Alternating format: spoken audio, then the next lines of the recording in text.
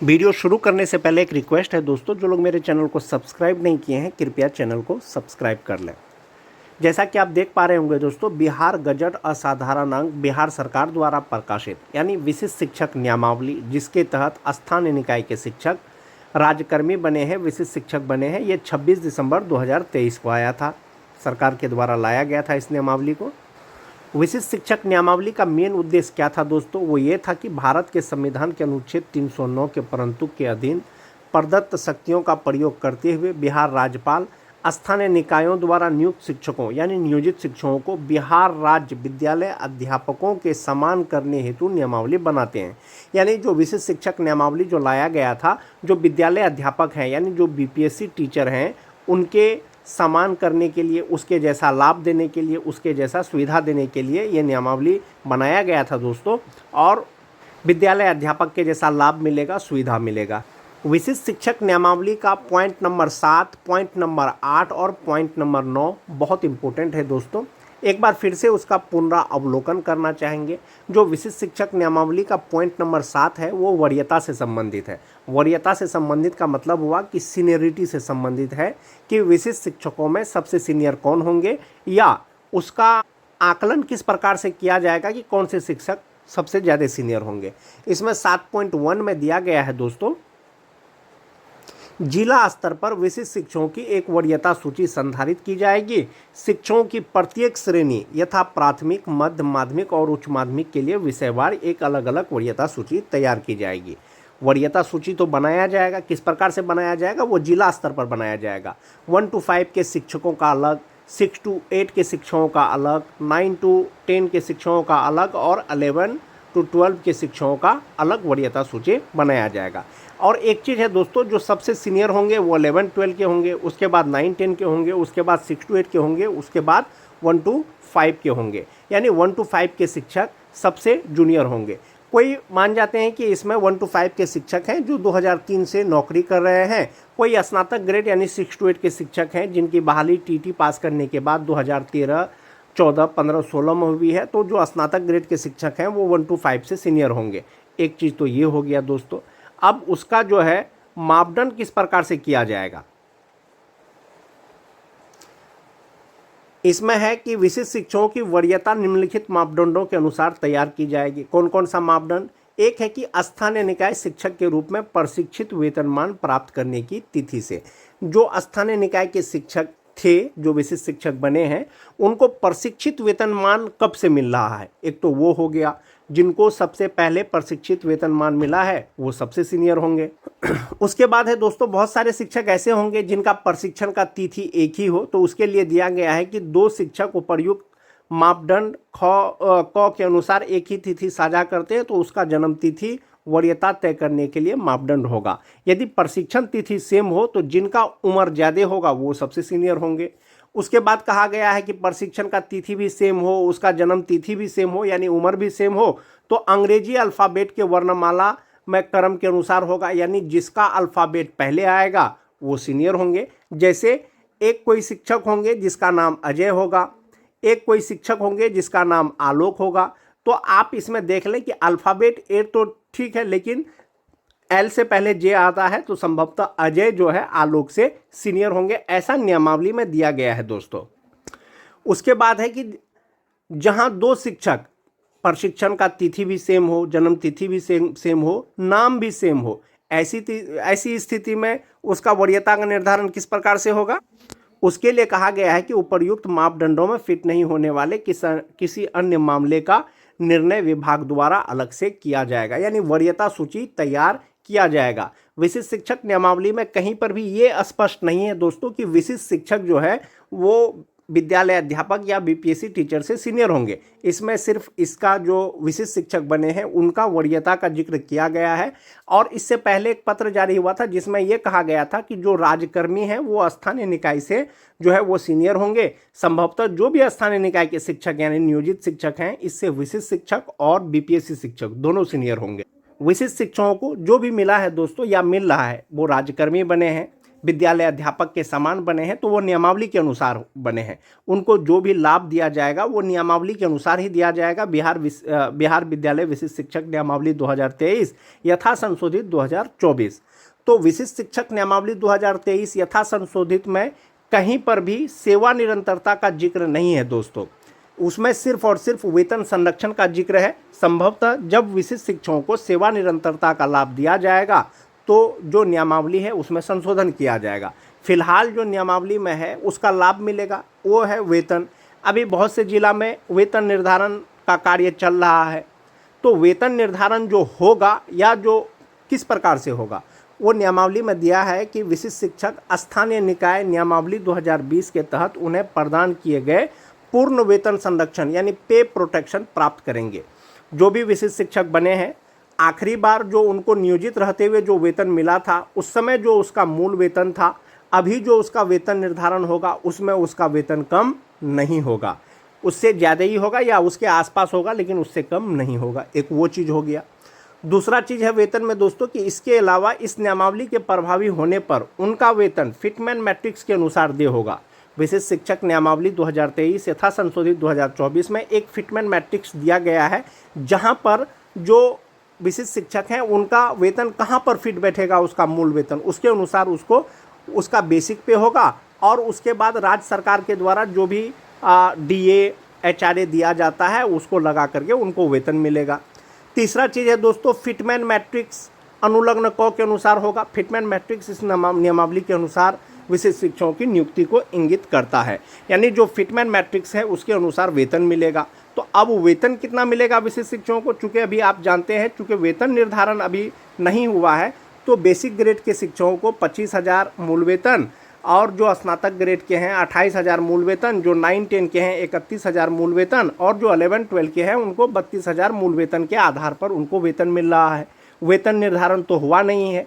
जब वेतन निर्धारण होगा तो कितना बेसिक पे के आधार पर होगा, यही फिटमैन मैट्रिक्स टेबल अनुलग्न क है दोस्तों, जिसके अनुसार जो है विशिष्ट शिक्षकों को वेतन मिल रहा है। फिलहाल जो वेतन मिल रहा है वो स्टार्टिंग बेसिक पे के ही आधार पर मिल रहा है। 1 to 5 का 25,000, 6 to 8 का 28,000, 9-10 का 31,000, 11-12 का 32,000, इसी के आधार पर मिल रहा है। चूँकि नियमावली के अनुसार वेतन संरक्षण का लाभ दिया जा रहा है तो उनका बेसिक पे कम नहीं होना चाहिए राज्यकर्मी बनने के बाद। बात करते हैं जो TT पास शिक्षक है, जो TT पास शिक्षक हैं उनका बेसिक पे नियोजित रहते हुए 27,010 रुपया होना चाहिए जनवरी 2025 से।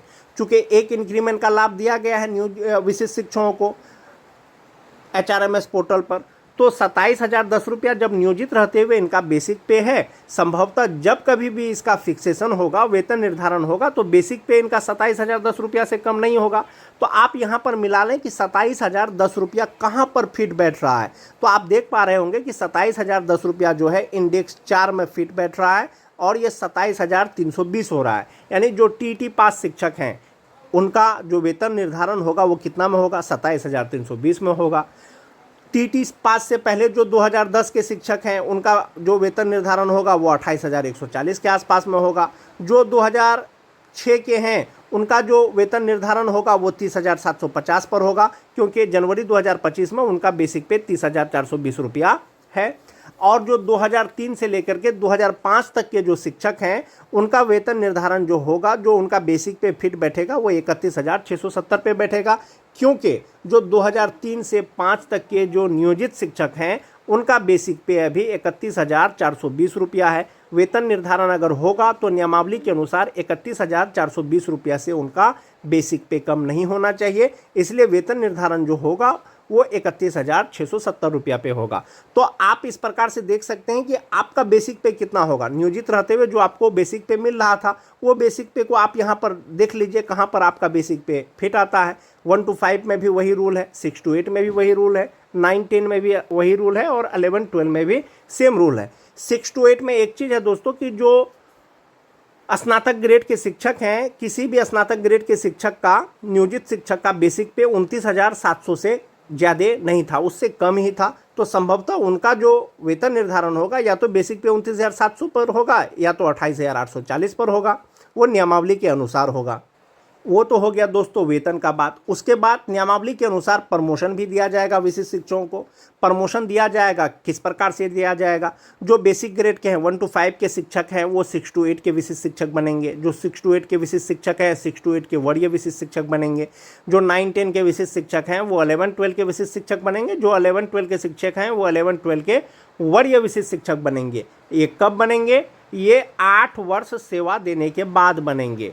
यानी कि जो 1 जनवरी 2025 को विशिष्ट शिक्षक के पद पर योगदान दिए हैं उनका जो प्रमोशन होगा वो 1 जनवरी 2033 के बाद कभी भी हो जाएगा विभाग के द्वारा। एक तो वो हो गया। दूसरा चीज़ है कि 1 to 5 की शिक्षक का जो प्रमोशन होगा 6 to 8 में कब होगा? उपलब्ध रिक्तियों के अनुसार, यानी वैकेंसी रहेगा, सीट वैकेंट रहेगा तभी उनका जो है प्रमोशन होगा, अन्यथा नहीं होगा। लेकिन जो 6 to 8 के विशिष्ट शिक्षक हैं यदि वरीय विशिष्ट शिक्षक बनेंगे 6 to 8 का 100 स्थानिक उत्क्रमण यानी अपने ही पद पर उनका जो है प्रमोशन कर दिया जाएगा। सेम चीज़ जो 9-10 के विशिष्ट शिक्षक है 11-12 में किया जाएगा, वो रिक्ति रहेगा तब। और जो 11-12 के वरीय विशिष्ट शिक्षक बनेंगे 11-12 के वो अपने ही स्थान पर बनेंगे। ये नियम है दोस्तों, ये नियमावली में दिया गया है और नियमावली के अनुसार सभी को जो है लाभ दिया जाएगा। आज मिले, कल मिले, 1 महीना बाद मिले, 1 साल बाद मिले, चूँकि नियमावली के अनुसार ही स्थानीय निकाय के शिक्षक से विशिष्ट शिक्षक बने हैं। प्रमोशन का कुछ रूल है दोस्तों। क्या रूल है कि अधिकार के रूप में किसी भी प्रोन्नति का दावा आप नहीं कर पाएंगे। सभी प्रोन्नति उपलब्ध रिक्तियों के अधीन होगी, यानी वैकेंसी रहेगा तभी होगा। विभागीय नीति को ध्यान में रखते हुए की जाएगी, जो रूल नियम होगा उसी के अनुसार किया जाएगा। इसके अलावा सभी प्रोन्नति विभाग की प्रचलित नीति के अनुसार की जाएगी और अपेक्षित योग्यता सहित पात्रता के अधीन होगी, नियम के अनुसार किया जाएगा। दूसरा चीज़ है दोस्तों 1 to 5 का शिक्षक बनने के लिए जो योग्यता चाहिए वो इंटर चाहिए प्लस प्रशिक्षण चाहिए, जो भी आपने किया है DLED, BT, BTC जो भी किया है। यानी कि जो 1 to 5 का शिक्षक बनने के लिए जो मिनिमम क्वालिफिकेशन चाहिए वो आपको इंटर चाहिए। और स्नातक ग्रेड यानी 6 to 8 का बनने के लिए क्या चाहिए? आपको ग्रेजुएट होना चाहिए, BA, BSc, BCom, BCA जो भी हो, और साथ में ट्रेंड होना चाहिए। यदि 8 वर्ष बाद आप जब प्रमोशन लेना चाहेंगे तो आपके पास वांछित योग्यता होना चाहिए, यानी स्नातक ग्रेड के शिक्षक बनने की जो योग्यता है वो आप में होना चाहिए। यानी आपने इंटर बेसिस पे नौकरी लिया है 1 to 5 का, जब आप प्रमोशन लेंगे तो आपको ग्रेजुएट होना पड़ेगा उस समय तक। एक वो चीज़ हो गया। जो 6 to 8 के हैं 6 to 8 के वरीय शिक्षक बन जाएंगे तो वो तो क्वालिफिकेशन बराबर ही रहेगा, ग्रेजुएट रहेगा या ट्रेन रहेंगे। लेकिन जो 9-10 के विशिष्ट शिक्षक हैं इनके लिए जो क्वालिफिकेशन है वो BA, BSc, BCom जो भी हो, BCA हो और साथ में B.Ed हो। लेकिन जब 11-12 के वो शिक्षक बनेंगे प्रमोशन के बाद तो इसमें PG होना चाहिए, यानी पोस्ट ग्रेजुएट होना चाहिए, MA, MSc, MCom होना चाहिए। वहीं पर जो 11-12 के हैं तो वो आसानी से 11-12 के विशिष्ट शिक्षक के रूप में उसका प्रमोशन हो जाएगा। ये जो प्रमोशन होगा दोस्तों ये 8 वर्ष के लगातार सेवा के बाद होगा। 8 वर्ष जिस दिन आपका सेवा का पूर जाएगा वो आप जो है प्रमोशन के योग्य हो जाएंगे। जो सक्षमता 1 वाले हैं वो 1 जनवरी 2033 को योग्य हो जाएंगे। जो सक्षमता 2 वाले हैं 1 मार्च 2033 को योग्य हो जाएंगे। इसमें एक चीज़ और है दोस्तों वरीयता से संबंधित। जैसे बहुत सारे शिक्षकों के मन में कन्फ्यूजन है कि सबसे सीनियर कौन होंगे, सक्षमता 1 पास करने वाले, सक्षमता 2 पास करने वाले या सक्षमता 3 पास करने वाले विशेष। तो इसमें एक चीज़ कहना चाहूँगा दोस्तों, नियमावली में कहीं पर भी इस तरह से डिफ्रेंशिएट नहीं किया गया है कि सक्षमता 1 वाले सक्षमता 2 से सीनियर होंगे, सक्षमता 2 वाले सक्षमता 3 से सीनियर होंगे, ऐसा क्लियर नहीं किया गया है। आप जब कभी भी राजकर्मी बनेंगे या बन गए हैं, आपका जो वरीयता तय होगा वो आपका प्रशिक्षित वेतनमान की ही तिथि से तय होगा। प्रशिक्षित वेतनमान का तिथि अगर सेम रहेगा तो आपका जन्म तिथि, वो भी सेम रहेगा तो आपका अल्फ़ाबेटिकल नेम। इसके अतिरिक्त अगर कोई मामला आता है तो उस पर विभाग निर्णय लेगा। इसमें सक्षमता 1, सक्षमता 2, सक्षमता 3, सक्षमता 4, 5 से कोई मतलब नहीं है दोस्तों। आप मूलतः आप ये समझें कि आपका जो सीनियरिटी जो बनेगा वो आपके प्रशिक्षित वेतनमान की तिथि से ही बनेगा। नियमावली में कहीं पर भी सेवा निरंतरता का जिक्र नहीं है दोस्तों। जब सेवा निरंतरता मिलेगा तो विभाग के द्वारा आपको इसके बारे में सूचना दी जाएगी या आपको पता चल जाएगा।